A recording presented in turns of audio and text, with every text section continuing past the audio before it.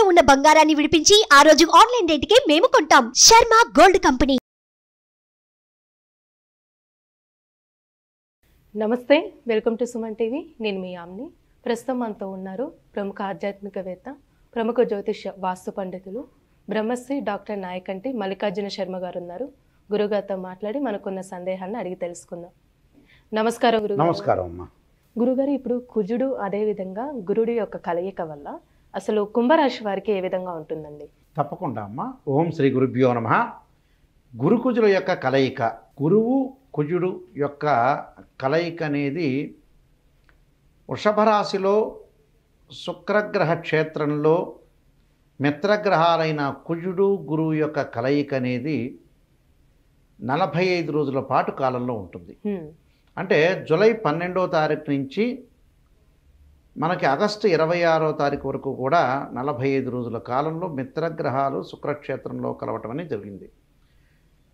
సాధారణంగా ఏదైతే గురువు ధనకారకుడు, సంతానకారకుడు, భాగ్య లాభాధిపతుల కారకుడు, భోగాన్ని, భాగ్యాన్ని, విద్యని, కుటుంబాన్ని ఇచ్చేవాడు గురువు.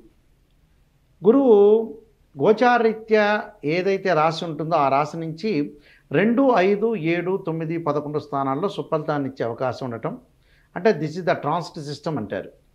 అలానే కుజుడు భూ సంబంధమైన విషయాలు, కోర్టు సమస్యలు, అన్నదమ్ములు, నరదృష్టి, శత్రుబాధ, ప్రమాదాలు, గాయాలు, శరీరంలో రుగ్మతలు, ఇలాంటివన్నీ ఇచ్చేవాడు. అంటే కెమికల్ కంపెనీస్ దగ్గర నుంచి మెడికలు, ల్యాబొరేటరీసు, రియల్ ఎస్టేటు, కన్స్ట్రక్షను, రైతులు, వ్యవసాయం, ఇవన్నీ ఇచ్చేవాడు అంగారగ్రహం.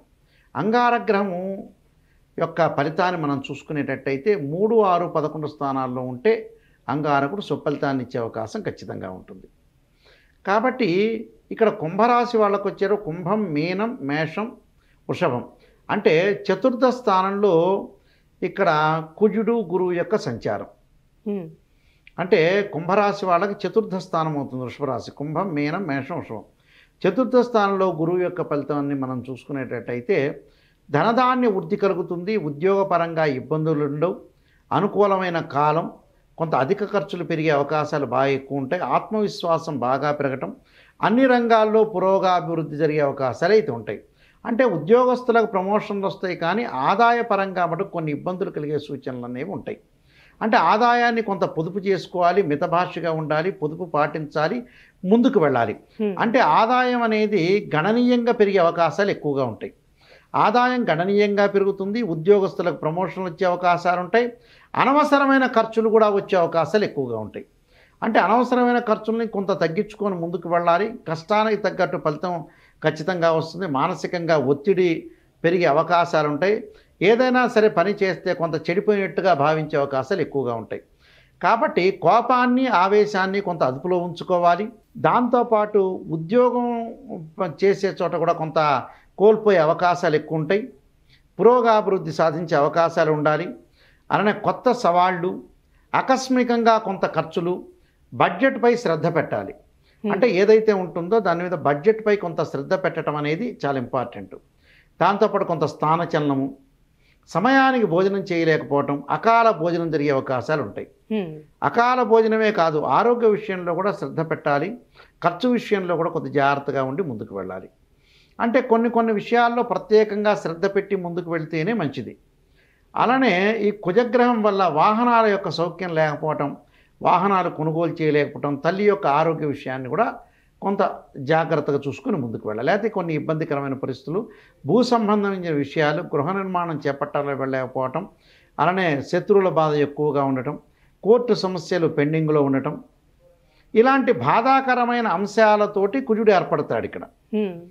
అంటే శత్రు బాధలు అనుకూలంగా లేకపోవటం, ప్రతి పనిలో కూడా విశేషంగా కొన్ని ప్రయత్నాలు సఫలీకృతం అయ్యే అవకాశాలు తక్కువగా ఉంటాయి.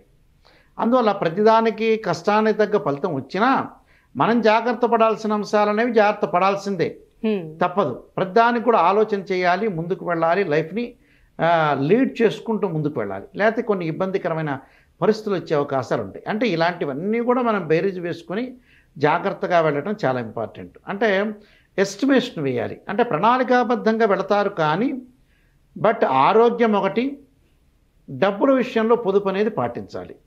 వివాహ శుభ కార్యక్రమాలు వెనక్కి వెళ్ళే అవకాశాలు ఉంటాయి వీళ్ళకి. అంటే తొందరగా కుదర 1-2 సంబంధాలు తప్పిపోయి 3వ సంబంధం వచ్చే అవకాశాలు ఎక్కువగా ఉంటాయి.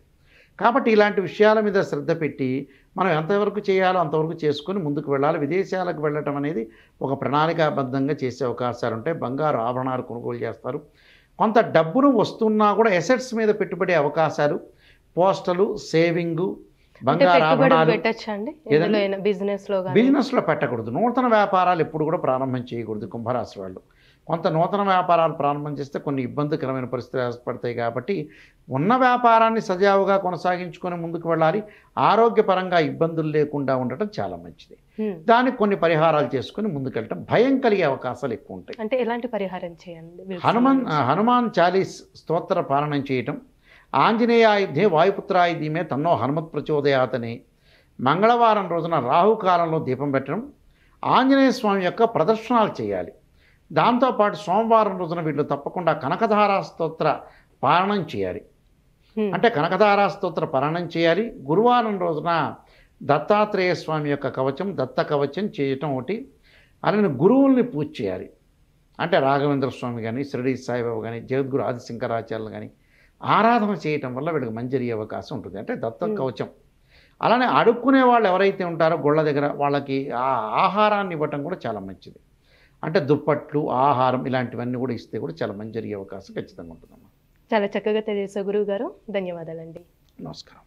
సుమన్ టీవీలో మీ పర్సనల్ అండ్ బిజినెస్ ప్రమోషన్స్ కోసం కింది నెంబర్కి కాంటాక్ట్ చేయండి.